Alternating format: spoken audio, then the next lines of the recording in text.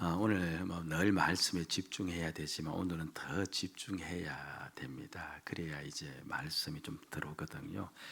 좀 추상적인 단어가 몇 개 나와서 그런 거예요. 그래서 오늘은 어떤 일이 있어도 눈 감아서 안 돼요. 저하고 이제 이게 눈을 맞추셔야 됩니다. 그래야 또 말씀을 또 마음속으로 들어올 수 있게 드리기 때문에. 그런데 이 하나님 나라 벌써 어렵죠. 예. 이제 세상에 여러 많은 나라가 있는데 이 하나님 나라가 있어요.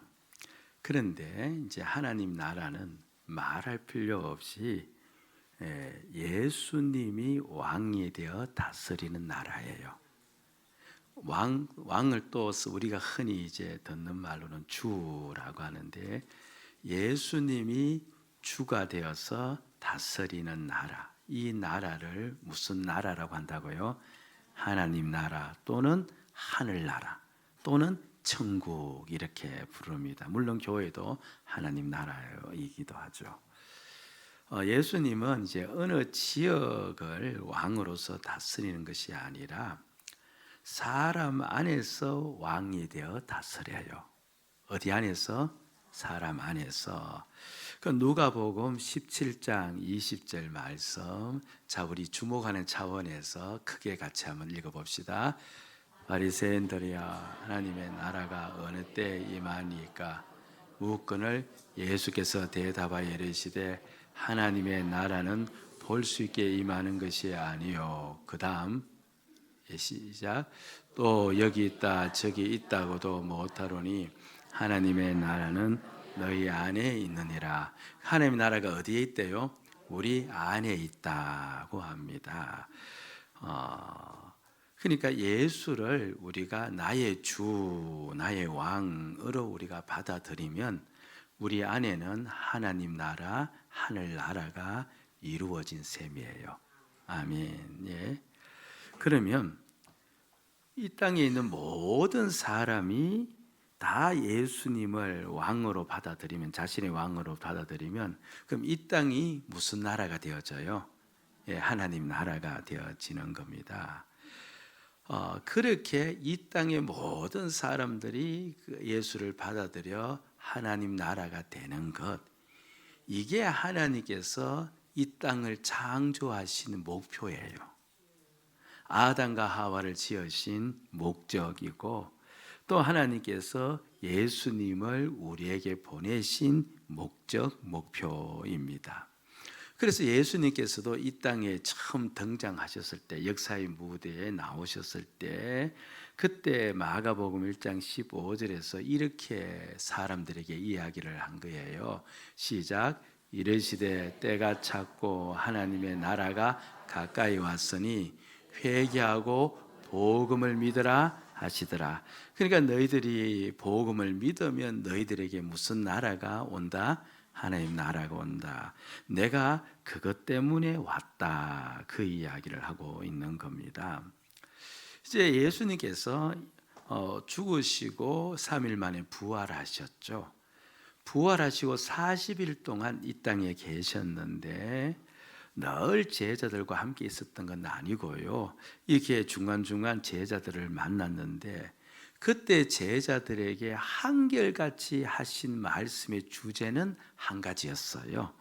그것이 오늘 읽은 1장 3절에 나오는데, 자 여러분들이 눈으로 쭉 훑어보시고 마지막 보니까 무엇에 대해서 말씀하시니라? 하나님 나라의 일을 말씀하시느니라. 그러니까 하나님 나라의 일은요, 정확히 번역하면 하나님 나라와 관계된 일, 더 정확하게 풀어서 설명하면 어떻게 하면 이 땅에 하나님 나라를 이룰지, 그것에 대해서 제자들과 만나서 이야기를 했다는 겁니다. 자 보세요. 하나님의 창조 목적이 온 땅의 사람들이 예수를 주로 삼고 하나님 나라가 되는 것, 예수님도 그 목적 때문에 오셨고 부활하셨어도 어떻게 하면 그 일을 이룰 것인가를 말씀을 하셨어요. 그러니까 결국 우리 하나님은 오직 그 마음에 무엇이 가득하다는 겁니까? 온 땅이 하나님 나라가 되는 것이죠. 자, 그러면요, 우리는 예수 그리스도를 나의 주로 믿음으로 그의 종이 되었습니다. 그럼 당연히 우리가 이 땅을 살아가는 목표가 무엇이 되어져야 돼요? 그렇죠. 예수 그리스도와 마찬가지로 이 땅에 무엇이 오게 하는 것? 하나님 나라가 오게 하는 것입니다. 그렇죠. 그 하나님 나라가 이루어지는 일이 우리의 목적이 되어져야 돼요. 그러면 우리에게 하나님께서 가정을 주셨는데, 가정을 주신 까닭도 가정이 어떻게 되기 위해서? 하나님 나라가 되기 위해서. 경영자에게 회사를 맡긴 까닭도 어디에 있다는 거예요? 하나님 나라가 이루어지기 위해서. 우리가 직장 생활하는 까닭도 우리를 통해서 그곳에서 무엇이 일어나기 위해서? 하나님 나라가 오게 하기 위해서. 그렇게 보면 우리의 본업이 무엇이 되어지는 겁니까? 본업이 하나님 나라가 이루어지는 것, 이게 우리의 본업이 됩니다. 가정주부의 본업이 뭐예요? 예? 가정생활 자녀 열심히 돌보고, 그렇죠, 가정의 살림살이 열심히 하는 게 아니고, 물론 그것도 열심히 해야 되면 그 본업은 뭐예요? 하나님 나라가 가정에 이루어지게 하는 것. 그러니까 이게 우리의 본업이다는 것을 가르쳐 줍니다. 그러면서 주님께서 그러면 이 일을 이제 우리로 말미암아 이 땅에 이루어야 하는데, 그러면서 우리에게 두 가지를 요구를 해요. 세 가지가 아니고 두 가지를 요구합니다. 어떠든 간에 보세요. 저 사람에게 하나님 나라가 이루어지려면 저 사람에게 누구를 소개시켜 주어야 돼요. 그렇죠? 예수님이 누구이심을, 주이심을 소개시켜 줘야 되는데, 그러려면 내가 먼저 예수 그리스도가 누구이심을 믿어야 돼요. 주이심을 믿어야 되죠. 그래서 온 땅에 하나님 나라가 이루어지기 위해서 우리에게 요청한 첫 번째 사항은요, 우리 모두가 예수님이 주이심을, 우리의 왕이심을 마음에서 보아야 한다는 겁니다. 그러니까 예수가 왕이심을 어디에서 보아야 된다는 거예요? 마음에서 보아야 된다는 겁니다. 이 말이 지금 나한테 선뜻 이해는 되지 않을 겁니다만은, 근데 이게 상당히라는 말조차도 붙이기, 그렇죠, 어려울 정도로 이것은 정말 우리 신앙에 사활이 걸린 문제예요. 예수가 주이심을 귀로 들어야 된다라고 이야기하잖아요. 물론 귀로 듣죠. 들어도 결국 마지막에는 내 마음에서 뭐 어떻게 해야 된다는 거예요? 보아야 된다는 거예요. 마음에서 보아야 된다는 겁니다. 그래서 제가 이 부분을 좀 설명을 해 드릴 테니까요. 여기 5절 말씀을 보시기 바랍니다. 익숙한 구절은 아닌데 그래도 읽으면서 확인합시다. 시작. 세례를 베풀었으나 너희는 몇 날이 못되어 성령으로 세례를 받으니라 하셨느니라. 예수님께서 제자들에게 이제 이야기를 하는 거죠. 너희는 성령 세례를 받아야 된다. 그러니까 제자들을 통하여서도 이 땅에 무엇이 이루어져야 돼요? 한 나라가 이루어져야 되는데, 그렇게 하기 위해서 너는 뭘 받아야 된다? 성령 세례를 받아야 된다 하는데, 우리에게는 좀 이게 다가오지 않는 말이죠. 이렇습니다. 우리가 이제 세례식을 할 때는 그 세례식은 물 세례라고 이야기해요. 예. 제가 이제 세례식 할 때 그 머리에다가 이제 물을 적셔서 이제 손을 올립니다. 어깨에도 올리지 않아요. 그렇죠. 등에다가 올리지 않고 반드시 어디에 올려요? 머리에다 올립니다. 왜 머리에다가 물 적신 손을 올릴까? 까닭이 어디에 있을까? 제가 몇 번 말씀한 것 같은데 다른 것이 없고요.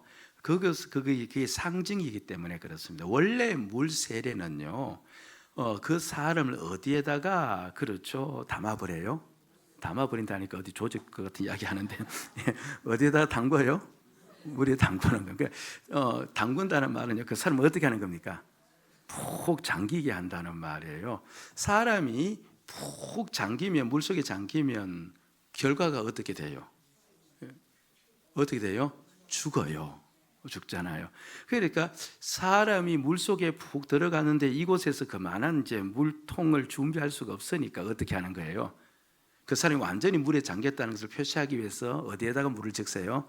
머리에다가 물을 적시는 겁니다. 그러면 사람이 죽는데, 그러면 어떤 사람이 죽느냐 하니까 바로 우리가 늘 듣던 말씀, 자기가 주인되어 사는 그런 주인된 자기가 죽는 거예요. 하나의 상징이죠. 주인된 자기가 죽고, 그러면서 이제 물 밖으로 툭 튀어나오는 거 아닙니까? 튀어나오면, 이것도 이 말이 좀 요상하네요. 여하튼 물 밖에 나오면은 그 사람은 다시 살아났는데, 그러니까 다시 살아난 그 사람은 이제 어떤 사람이냐니까 물 속에 들어가서 있는 그런 자기가 아니에요. 그때 그 자기는 자기가 주인된 자기인데, 물 밖에 나온 사람은 완전히 새로운 사람, 예수가 주인된 사람이 이제 되었다. 그걸 의식화시켜서 모든 만인에게 공포하는 의식이 바로 물로서 세례를 주는 거예요. 그래서 세례 받으신 분들 다 기억하시죠. 반드시 세례 받기 위해서는, 그렇죠, 나는 죽고 예수가 내 주시다를 고백해야만 그 세례식이 진행이 되도록 되어 있거든요. 자, 그런데 이제 오늘 말씀을 보니까 물 세례가 아니고 무슨 세례를 받으라고 하는 거예요? 성령 세례를 받으라고 하는 겁니다. 물 세례는 물에 들어갔다가 이제 나오는데, 그럼 성령 세례란 결국 물 세례와 비교해서 보면 어디에 푹 잠기는 거예요? 예, 성령에 푹 잠기는 거예요. 푹 잠기는 겁니다. 그리고 그 사람이 그 안에서 이제 죽고 사는 역사가 일어나는데, 그 원리가 이렇습니다. 보세요. 그러니까 성령은 우리가 만질 수도 없고 느낄 수도 없고 감각으로 우리가 뭡니까? 감각 기관으로 어떻게 느끼면 전혀 감각 기관으로 만질 겁니까? 이거 잴 수 없는 거, 잴 수 없는데, 그러니까 몰라요, 사실은 우리가 성령 하나님은. 그런데 성경에 분명히 이야기하기를 성령 속에 너희가 푹 잠겨야 된다. 그러면 너희들이 어떻게 되어지느냐 하니까 확실하게 나는 죽었고 예수가 내 주이심을 내 마음에서 보게 된다. 그 이야기를 하는 거예요. 예, 여하튼 예. 그럼 이제 이게 실제 사건이 있느냐 하면, 이것을 이제 실제로 보여주기 위해서 성경에 한 가지 사건을 기록해 놓았는데, 제자들이 이제 마가의 다락방에서 기도를 했어요. 기도를 하는데 그때 어떤 현상이 일어났느냐 하니까 2절 말씀입니다. 2장 2절이에요. 자막을 한번 보셔도 되고요. 2장 2절 시작. 호련히 하늘로부터 급하고 강한 바람 같은 소리가 있어 그들이 앉은 온 집에 가득하며, 이것은 누가 그곳에 나타나셨다는 거예요? 성령이 나타나셨는데, 그런데 아까 감각기관으로 우리가 느낄 수 없다고 했는데 저렇게 느끼지 않습니까? 라고 이야기할 수 있는데, 저것은요 성령의 역사로 인하여서 이 사람들이 이렇게 되었다는 것을 우리에게 공식적으로 보여주기 위해서 저와 같은 역사가 일어난 거예요. 그런데 보니까 홀린 하늘부터 급하고 강한 바람 같은 소리가 있어 그들이 앉은 온 집에 어떻게 됐대요? 가득했다는 말은 그곳에 그렇죠? 어떤 하나님이 가득하셨다? 성령 하나님이 가득하셨다는 겁니다. 그러니까 제자들이 성령 안에 잠기게 된 겁니다. 그러자 이제 그들이 어떤 말을 하느냐 하니까 사도행전 2장 11절을 가보시면요, 자, 우리가 좀 그렇죠, 딱딱하게 들리더라도 같이 크게 읽으면서 다시 한번 또 집중해 봅시다. 시작. 그리스인과 아라비아인들이라 우리가 다 각 언어로 하나님의 큰 일을 말함을 듣는도다 하고, 자, 집중하기 위해서 이를 물어볼게요. 그렇게 성령 속에 잠기게 된 자들이 나중에 이제 막 말을 하는데 어떤 말을 해요? 저기 말씀은 저들이 옆에 있는 많은 사람들이 들었대요. 무엇을 들었대요? 하나님의 큰 일. 그러니까 그곳에 있는 제자들은 무슨 말을 한 겁니까? 하나님의 큰 일을 말했어요. 하나님이 하신 큰 일을 말했는데, 그러면 하나님이 하신 큰 일이 무엇인가? 이 베드로가 이제 성령 받고 난 다음에 설교를 했거든요. 긴 설교를 한 다음에 마지막 결론 부분에서 하나님이 하신 일을 이야기를 해요. 그게 사도행전 2장 36절에 나오는데, 자, 시작. 그런즉 이스라엘 온 집은 확실히 알지니 너희가 십자가에 못 박은 이 예수를 하나님이 주와 그리스도가 되게 하셨느니라. 하나님이 하게 하신 큰 일은 무슨 일을 하신 거예요? 하나님이 예수님을 무엇 되게 하셨다? 주와 그리스도가 되게. 그리스도는 구원자거든요. 하나님이 예수님을 우리의 구원자, 우리 대신 죽으시고 우리를 죄에서 건져낸 구원자요, 우리의 주, 우리의 왕이 되게 하셨다는 것을 그들이 막 어떻게 합니까? 이야기를 한 겁니다. 이야기를 한 거예요. 예. 여러분, 그러니까 이 마음속의 제자들은요, 확신이 온 거예요. 어떤 확신이 온 겁니까? 아, 예수님은 정말 나를 위해서 죽으신 구원자이시다. 그럼 누구도 죽은 거예요. 나도 같이 죽은 것이 분명하고, 그리고 예수님이 누구시다? 나의 왕, 나의 주가 되셨다는 것이 그 제자들의 마음속에 큰 확신으로 깨달아진 거예요. 그래서 그들은 어떻게 이야기합니까? 사람들에게 그 이야기를 담대하게 이야기하고 있는 겁니다.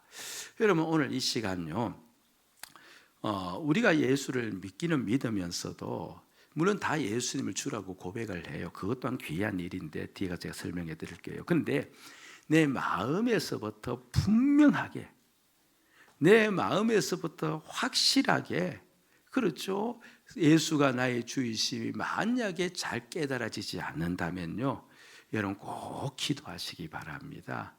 왜냐하니까 제자들에게 성령이 임한 것도요, 10여일 동안 제자들이 성령을 달라고 기도했어요. 그런 가운데 성령께서 오셔서 그들에게 보여주셨거든요. 그러니까 우리가 간절히 기도하면요, 반드시 성령께서 우리 가운데 오셔서요, 우리로 하여금 예수 그리스도가 누구신지 분명히 마음에서부터 보게 하는, 그러니까 확실히 깨닫게 되어지고 내가 확실히 믿게 되어지는 그런 역사가 일어나요. 아멘. 예. 그러니까 온 땅에 하나님 나라가 이루어지도록 하기 위해서 우리를 향해서 한 것은, 첫 번째, 예수가 주이심을 어디에서 보도록 하라? 마음에서 보도록 하라. 그리 이야기하고, 둘째는요, 너희가 반드시 주님의 증인이 되어야 한다. 이렇게 이야기합니다. 자, 사도행전 1장 8절 말씀 시작. 오직 성령이 너희에게 임하시면 너희가 권능을 받고 예루살렘과 온 유대와 사마리아와 땅끝까지 이르러 내 증인이 되리라 하시니라. 마지막에 보니까 너희는 나의 무엇이 되어져야 된다는 거예요? 증인이 되어져야 된다고 이야기합니다. 그런데 저 말씀을 보기 전에 잠깐 먼저 보면요, 오직 성령이 너희에게 임하면 너희가 무엇을 받는데요? 권능을 받는다라고 하지 않습니까? 이때 권능은요, 앞에서 성령 세례가 주어졌을 때 성령이 그들에게 임했잖아요. 성령 세례, 그들이 무엇을 알았어요? 예수가 누구이심을 확실히 알았어요. 주이심을 확실히 안 것. 저기에서 권능을 받는다 해서 권능은요, 적어놓으면 좋은데 바로 예수가 나의 왕, 나의 주이심을 깨닫는 걸 이야기해요. 그냥 깨닫는 것이 아니고 확신 가운데 깨닫는 걸 이야기합니다. 그걸 보고 권능이라 하는데, 왜 그것을 권능이라고 하느냐 하면, 여러분 보세요.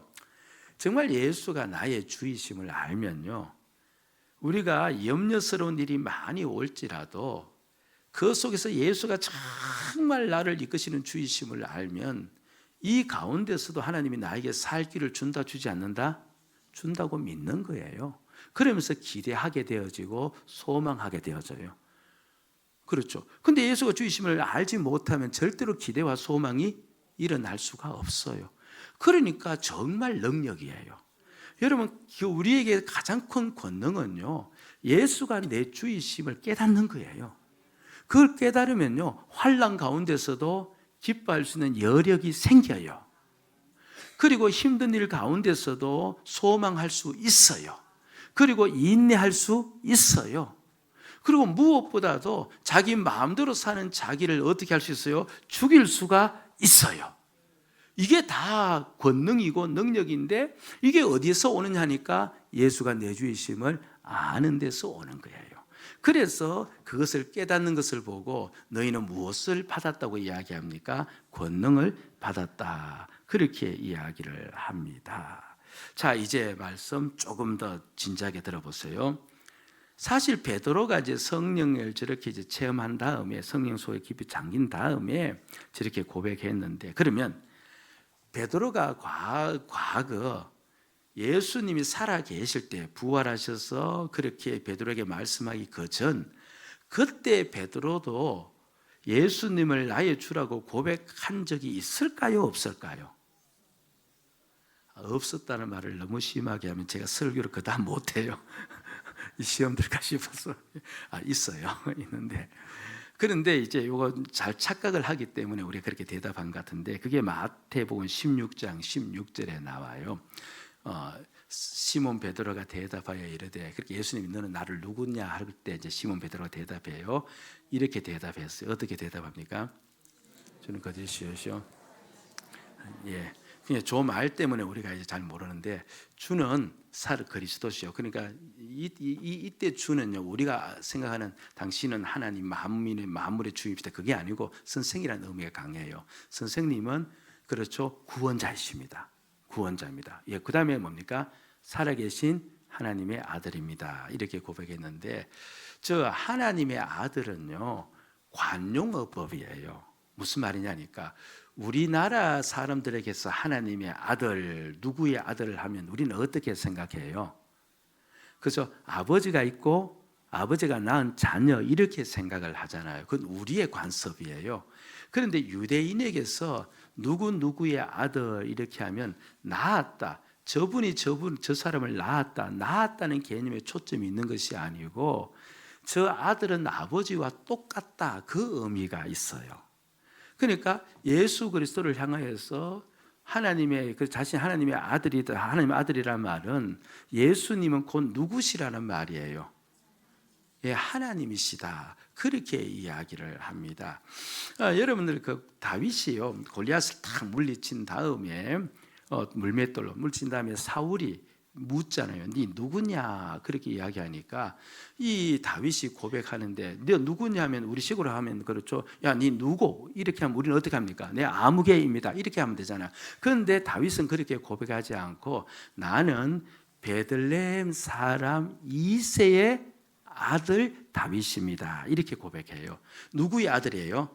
이새 아들. 그러니까 내가 오늘 이렇게 골리앗을 물리친 이 능력과 이 모든 지혜는 내 것이 아니고 누구 것이라는 거예요? 아버지 것이다. 아버지에게서 물려받았다. 그럼 결국은 바로 이 이새의 아들은 누구와 똑같은 능력을 가진 거예요? 아버지와 똑같은 능력을 갖다, 그런 의미가 있거든요. 그래서 하나님의 아들 이렇게 이야기하면요, 유대인들은 전부 다 그 말을, 그렇죠, 너는 누구라고 칭하고 있다는 거예요? 하나님이라 칭하고 있다, 이렇게 듣는 거예요. 그래서 예수님이 사람들에 의해서, 유대인 사람들에 의해서, 그렇죠, 늘 비판 듣는 게 그겁니다. 나는 인자가 이거는 나는 그 사람의 아들이란 거거든요. 나는 바로 하나님의 아들이다, 이렇게 이야기하니까 유대인들은요, 너가 어떻게 감히 하나님이라고 하느냐, 너는 어떻게 감히 너의 입에서 네가 하나님이라고 그렇게 이야기하느냐 하면서 돌을 들어 죽이려고 했거든요. 그래서 하나님의 아들입니다, 이 고백은 당신은 바로 누굽니다? 하나님이십니다. 하나님은 모든 만물을 다스리는 주이시니까 당신은 모든 만물의 주인이십니다. 베드로가 고백을 한 겁니다. 자, 그런데 보세요. 그렇게 고백한 베드로가 예수님이 이제 가야바 그 대제사장의 뜰에 잡혀서 끌려갔어요. 그때 베드로도 따라갔거든요. 그런데 시종이, 여종 하나가 베드로를 보면서 이 사람, 저 옥에 갇힌 저 예수님과 함께 있었던 사람입니다 라고 이야기하니까 이 베드로가 어떻게 합니까? 나는 예수님을 모른다고 이야기해요. 그리고 예수님이 십자가에 못 박혀 돌아가실 때 베드로와 제자들은 전부 다 어떻게 했습니까? 다 도망을 가버렸습니다. 왜냐하면 자신들도 그 자리에 있으면 그런 곤욕을 당할까 싶어서 다 자기의 유익과 자기의 목숨을 유지하기 위해서 도망을 가버린 거예요. 그런데 이 오순절날 성령을 받고 난 다음에 이제 베드로가요, 예수님은 주이십니다라고 고백했거든요. 한다면 완전히 달라져 버린 겁니다. 그가 이제 밖에 나가서 증거를 하기 시작한 거예요. 예수가 주이시다, 그분이 부활하셨다. 그래서 유대인들이 그 말을 듣기 싫어서 그를 잡아서 옥에 가두고, 그리고 많은 사람들이 보는 앞에서 그에게 채찍질을 막 가한 겁니다. 가하고 그에게 직접 경고를 했어요. 니 다시는 그런 말 하지 마라. 하면 너 죽인다 하면서 베드로를 돌려보냈습니다. 사도들을 돌려보냈는데, 그런데 사도행전 5장 42절 말씀을 보니까 이런 내용이 실려 있습니다. 시작. 그들이 날마다 성전에 있든지 예수는 그리스도라 가르치기와 전도하기를 그치지 아니하니라. 예전에 베드로 사도 같으면 어떠합니까? 옥에 갇히고 채찍질 당하여서 그렇게 하면 죽인다는 말을 듣고는 어떻게 해야 될 것 같아요? 나가지 않아야 되죠. 그런데 이들은 또 옥에 갇히고 채찍에 맞을 줄 알면서도 밖에 나가서 예수가 주이심을 전하기를 시작한 겁니다. 진짜 정인의 삶을 산 것이죠. 왜 이렇게 달라졌느냐 하니까 보세요. 그 전에 예수님을 나의 주라고 부를 때, 하나님의 아들이라고 부를 때도 그거는 베드로가 자신이 어떠한 이해를 가지고 한 게 아니고, 성경에는 언급하기를 그것 또한 하나님께서 너에게 하신 일이다, 성령의 능력이라고 이야기하는데, 그런데 이번에 사도행전에 들어와서는요, 베드로가 완전히 달라진 자로 예수를 정말 나의 주라고 고백하니까 자신의 생명의 위협을 받더라도 그는 예수님이 주인이심을 증거하며 살아가는 거예요. 그렇게 하는 까닭은 그 안에 그 마음속에 확실하게 예수가 누구이심을 알았다는 거예요. 주이심을 알았다는 거예요. 그리고 더 이상 자기의 안위와 자기의 유익을 위해서 살 수 없는 존재임을, 그런 자기는 죽었기 때문에 그런 살 수 없는 존재임을 확실히 알았다는 거예요. 그러니까 마음에서 직접 보았다는 거예요. 여러분들이 지금 모두가 다 예수님을 나의 주라고 인정하고 고백하는 줄로 믿습니다. 그런데 그것 또한 하나님의 은혜임은 분명하지만, 제가 다시 한번 여러분들에게 간절히 부탁하는데, 마음으로 보여지는 역사가 있기를 원합니다. 그러면 달라져요. 그러면 바꿔지고, 그러면 진짜 정인의 삶을 살 수가 있습니다. 그럼 주님의 정인이 되어야 한다고 할 때, 이 정인의 삶에는요, 두 가지로 나눌 수가 있어요. 먼저는 그의 삶이 주님을 보여줌으로 예수님이 주이심을 드러내는 거예요. 여러분, 우리가요, 하나님의 나라가 이 땅에 이루어지는 것을 우리 삶의 목적으로 삼는다면, 그럼 우리는 모든 삶을 사는 가운데 누구를 보여주는 삶을 살기로 작정해야 됩니까? 그렇죠. 예수가 주이심을 보여주는 삶이 되기를 작정해야 돼요. 여러분, 우리 부모가 아이들을 혼내지 않습니까? 혼을 내더라도 혼내야죠. 아이들은 또 그래야 또 이제 바르게 성장. 혼내더라도 어떠든 간에 아이들 눈에 내 모습 속에서 누가 나타나야 돼요? 예수가 주이심을 나타내야 돼요. 부부간에 다툼이 일어날지라도, 그렇죠, 누가 나타나야 돼요? 예수가 주이심을 나타내야 돼요. 앞과 뒤가 맞지는 않을지라도 여하튼 나타내야 돼요. 그게 우리의 삶의 무엇이에요? 목적이에요. 그래서 주님을 증거하고 그 심령 속에 예수가 들어가도록 만드는 거죠. 2017년도 국민일보 역경의 열매라는 칼럼이 있는데, 거기에 이제 정영관 목사님이라는 이야기가 실렸어요. 제가 이제 읽어보았는데, 이분이 이제 신학교를 졸업하면서 임지를 찾으려고 했는데 임지가 없었어요. 근데 마침 그때 이제 고등학교 이제 교사 채용 시험에 합격을 했는데, 그래서 이제 충남 교육청에서 자신에게 발령을 이제 낸 겁니다. 너는 서천고등학교에 영어 교사로 가라고. 임지가 없었기 때문에 그냥 어떠하든 간에 또 살아야 되어서 그쪽으로 가려고 이제 나름대로 작정을 하고 그래서 준비를 하는 차에 마침 이제 어느 한 교회에서 부목사로 부임해 달라는 요청을 받았습니다. 사실 교사에 비하면요, 이 부목사 생활은 모든 면에서 부족합니다. 그럼에도 주님이 책임져 주심을 믿고 그 교회로 부임을 해 갔대요. 근데 부임하고 나서 가만히 교회를 보니까요, 이 교회 분위기가 영 이상한 겁니다. 그래서 조금 시간이 지나서 보니까 교회가 두 파로 나누어져 있는 거예요. 목사님을 옹호하는 사람들이 있고, 그 다음에 성도를 중심으로 한 파가 있고 있습니다.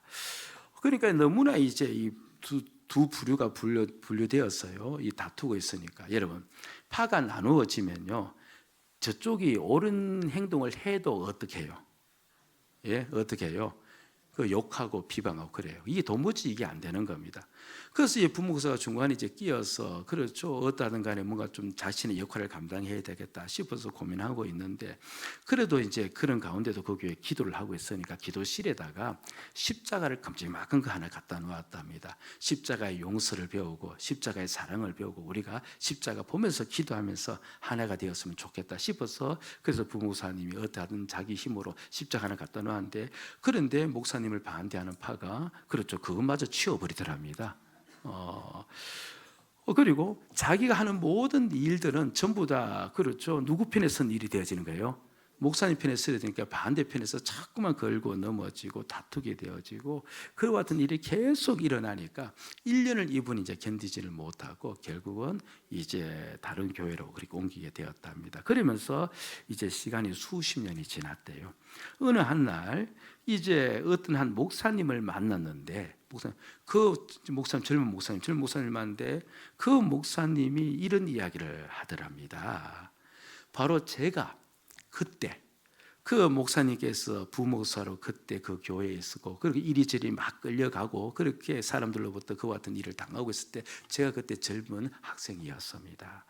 그런데 어떻게 제가 목사가 됐느냐 하면요 하면서 이야기하는데 목사님은 그 모든 다툼 속에서 이리 끌리고 저리 끌리는 가운데 있어서도 한 번도 화를 낸 적 없고 한 번도 나는 다툰 모습을 본 적이 없습니다.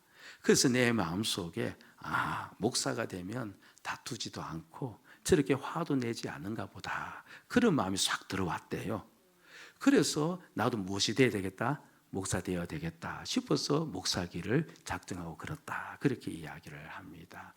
그렇게 보면 이 목사님은 그곳에서 비록 힘든 가운데 있을지라도 누구의 정인이 된 겁니까? 삶을 통해서 예수 정인의 삶을 산 것이죠. 그리고 또 정인의 삶은 말할 필요 없이 입으로 모든 상황에서 예수가 주이심을 전해야 되는 겁니다. 그게 당연히 정인의 삶이죠. 1999년도 워싱턴 포스트에 실렸던 기사예요. 기사의 내용이 이러합니다. 그렇죠. 우리가 많이 들었던 내용 중 그 이야기인데 그 타이타닉호의 마지막 영웅이라는 제목 속에서 이제 실린 기사였습니다. 타이타닉호가 침몰했을 때 그렇죠. 그때 2,300여 명의 승객이 타고 있었답니다. 그런데 그 중에 이제 1,500명이 이제 죽고 800여 명 정도가 살아남았대요. 그러니까 절반, 그러니까 3분의 2가 죽고 3분의 2 살아남은 거죠. 그 왜 3분의 1은 살았냐? 그렇게 하면 뭐 답은 간단합니다. 침몰할 때 구조선에 탈 수 있는 인원수가 그것밖에 안 되기 때문에 그래요. 모든 배도 마찬가지고 비행기도 마찬가지지만 1등석, 2등석, 3등석이 있지 않겠습니까? 잠깐 주의를 환기시키기 위한 퀴즈입니다. 구조선에 탄 사람들은 몇 등석 승객일까요? 주로 몇 등석 승객일까요? 1등석 승객입니다. 그들 위해서 많이 준비해 놓은 겁니다. 그래서 그들이 탔는데, 그렇죠. 탔는데. 그런데 그 중에 한 분이 이제 존 하프라는 목사님이 계셨답니다. 나중에 살아남은 자들이 이제 정언을 하는데, 그때 이제 이 목사님에 대한 이야기가 나와서 그 목사님을 취재한 것이죠. 그래서 이제 그분이 이제 1등석 승객이어서 이제 그 구조선에 타서 이제 그래서 이제 그쪽에서 빠져나오는데 그런데 나머지 이제 1,500여 명들이 죽어가고 이제 물속에 빠져서 이제 저체온증으로 막 죽어가고 있는 그 모습을 보면서 빠져나오고 있는 겁니다. 그때 마음속에서 순간 하나님의 음성이 들리더랍니다. 내가 누구를 보내며 누가 우리를 위해서 갈고 누가 나를 위해서 갈고. 그렇게 이사야에게 들렸던 음성이 이 존 아프 목사님에게 들리더랍니다. 그 음성을 들은 목사님은 벌떡 일어나서 내가 여기 있나이다, 나를 보내주소서 하면서 물속에 뛰어 들어갔다죠. 너무나 순간적으로 일어난 일이라서 주변에 있는 사람들이 붙잡을 채도 새도 없었다, 그렇게 이야기를 합니다. 그래서 목사님은 또 물속에 들어가서 죽어가는 사람들, 저체온증으로 온몸이 얼어서 그렇게 사경 속에 들어가는 그 사람들을 향하여서 이제 질문을 했답니다. 당신이 이제 곧 저 세상으로 갈 텐데 구원의 확신이 있습니까? 예수 그리스도를 구주로 믿습니까? 그래서 행여나 그들 속에서 대답이 아니라면 그 짧은 찰나의 순간에 예수 그리스도를 주라고 믿으라고 이야기하고, 그거 믿으면 그래 또 옆에 사람 빠져가는 사람들 가서 그렇게 또 권면하고, 그러다가 그가 최후를 그곳에서 맞이했다라고 이야기하고, 그 전도를 받은 사람들 중에 일부가 또 그 증언을 해서 그렇게 기사로 실렸던 겁니다. 그 존 하퍼 목사님은 마지막까지 정인의 삶을 산 것이죠. 그렇게 정인의 삶을 산 까닭은 말할 필요 없이 그 심령 속에 무엇을 알았기 때문에, 예수가 주이심을 확실히 알았기 때문에 그렇다는 겁니다. 여러분, 지금으로부터요 130년 전에 한국의 최초의 선교사가 발을 내디딜었습니다. 그리고 최초의 선교사가 발을 내디딘 지 100년이 되기 전에, 채 100년이 되기 전에 우리 민족의 4분의 1이 예수 믿는 그리스도인이 되었습니다. 이것은요, 예수님이 이 땅에 오셔서 활동하신 이후로부터 2000년의 역사 속에서 이런 일은 한 번도 일어난 적이 없습니다. 세계 어느 나라에 갔어도요 100년에 그 나라의 백성 4분의 1이 예수 믿는 그와 같은 민족이 되는 경우는 한 번도 없었습니다. 그래서 이제 물어보는 겁니다. 어떻게 우리나라에서는 이런 일이 일어났을까?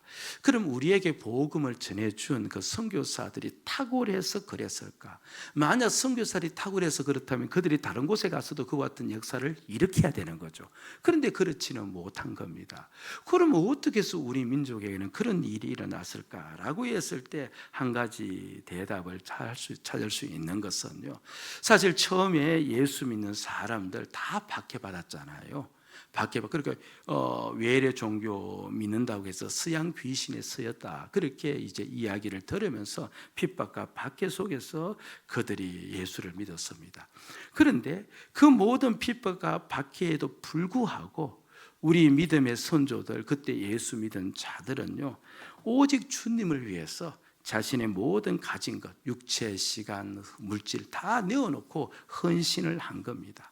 그야말로 자신의 유익과 안위를 다 내려놓고 주를 전가하는 삶을 살았고, 실제로 그들 입으로 예수를 주로 전가하면서 살았기 때문에, 그러니까 그 결과가 바로 우리 민족에 일어난 이 부흥의 역사라고 이야기를 합니다. 그리고 그 혜택을 지금 누가 받고 있는 겁니까? 우리가 지금 받고 있는 겁니다. 받고 있는 거예요.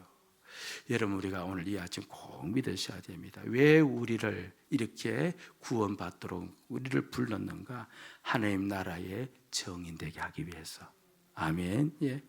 어떠든 간에 우리가 정인 되시는 삶을 사셔야 됩니다. 그리고 우리의 입으로 예수가 주이심을 전해야 됩니다. 나의 안위와 유익을 내려놓고 그것을 우리의 생업으로 삼고 본업으로 삼고 그렇게 나가야 됩니다. 특별히 다음 주 우리가 초청 주간인데, 우리 한 주 동안 어떠든 모든 힘을 다 내어서 우리의 본업이 그것임을 기억하고 잠깐의 자신의 삶과 안위를 다 내려놓고 우리 복음 전가하는 삶을 사시기를 제가 주의 이름으로 부탁을 드립니다. 그런데 우리는 친히 그 앞에 나가서 복음을 전가하지 못합니다. 그들이 와서 이곳에서 저의 설교를 들음으로써 복음을 듣는데, 그러니까 우리의 복음 전거는 그들을 초청하는 것밖에 없습니다. 그 일에 우리 온 주간, 이 한 주간 힘쓰시면서 정말 하나님이 우리를 부르신 그 목적을 우리를 통해서 이루어 나가시는 그 복된 역사가 이번 한 주간 동안 펼쳐지고, 그런 삶을 사는 자에게 주시는 그 은혜가 우리 모두에게 있기를 주의 이름으로 축복을 드립니다. 아멘.